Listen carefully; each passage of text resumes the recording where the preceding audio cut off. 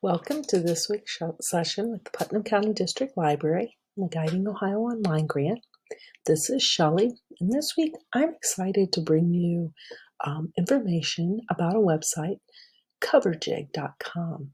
I was fortunate this week. Actually, one of the co-creators, David, had contacted me via email about this session, and he was excited to kind of see what I was going to be presenting and showing patrons of our library. So when you go to the website coverjig.com, you'll get a page that looks like this. And across the top, of course, I'm at the home page right now. You have the ability with the Make Cover. The blog information is very interesting and could be very useful and handy for people who are interested in writing and creating a book, because you could join their blogs. And that information can be found here. And you can also join and be a part of with their newsletter. And then this middle tab, or this middle pricing here, shows you where you see the pricing if you were going to create a book cover, and what an ebook cover costs versus paperback, versus what they are going to be offering a marketing price soon. So that information is available. And then the About tab is where you can actually get some information about the creators and how and what they came about here, which I think they've come about with a very clever and useful tool here. So if I go to, if I already have an account created, I could go to login. Otherwise, I would go to sign up. And like so many things out there these days, I can sign up with my Google account, or I can sign up with an email address. I'm going to click on sign up with a Google account, and I have to agree to the terms and the information here. And then I can go to the sign up and put my information, sign up with Google here. And then you're going to have my accounts pop up. I'm going to click on the library account here, sign in with that, and we'll wait here where this gets started. And then what you're going to see here is I have what looks like a cover of a book that comes up. And I can click right here, set my title. So if I were to click here on the title, I could type in what I would want my title. I'm going to put My Dog is Sam. And like all the tools you see with any type of word processing, I can change that information over here. I can change the size very easily. I can change my line spacing. I can change my type of font. I can make my right center, left center centered. I can change any of the background color, any of that information there. I notice I went over here, I typed on the book itself, but I can also go right here very easily, and I can type in here. I'm just going to put in, we'll make up a name here, we'll make up Smith. And I then have my name, same thing. I can very easily just use the slider bar if that's active, and I can change the size as well. So now I've got the title of my book on the front of the page. I've got my background here, which is a simple blue background. So now I can go over to where my camera icon is, and I can change this cover image, and I can change this cover image by searching for images. So I could search for dog, and a quick search here, and I have all these different. Now, the thing we want to make sure that we're doing is that we are giving credit, or that we are using our own image, our own picture, if we're going to be putting images on a book cover, of course, because of copyright. So I've got my dog here, and like I said, we would want to make absolute sure that we are following all and any of the copyright rules when we're doing that.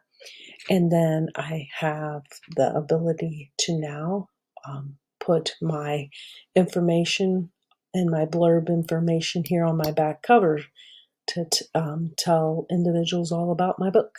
So I would be able to highlight this, and I could type in and type here whatever I would want.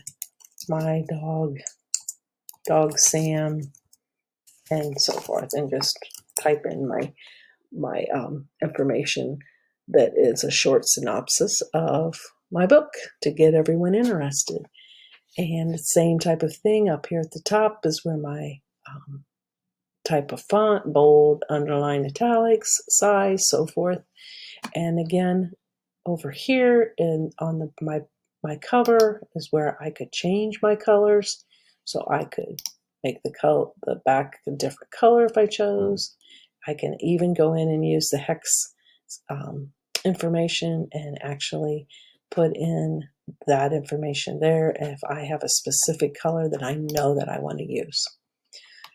Now, I showed you logging in through Google. Before I go away from this, I do want to go up here, show you my 3D image. So now I can turn this around. I can see how my book's going to look to anyone that is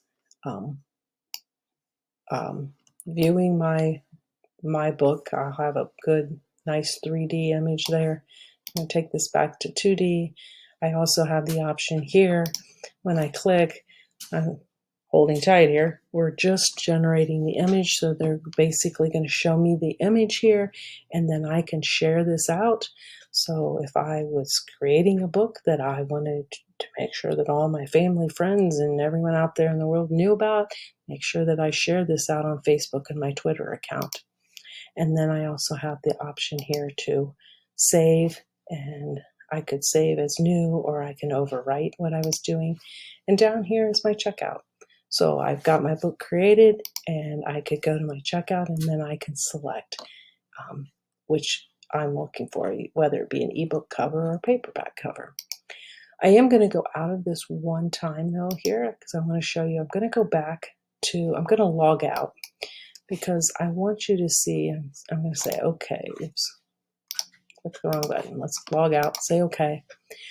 And the reason I did that is because I did want you to see how this is the page when it came up, but I'm going to go this time, instead of being signed up in, I'm going to go to the home button, because when I go to the home button, I shouldn't say a home button, I'm sorry, I'm going to go to make a cover button, because when I go to make a cover button, without being logged in or signed up, it looks a little bit different, and I can go to my dog Sam, and this might be a good place to maybe first time if you wanted to get started to just kind of get an idea.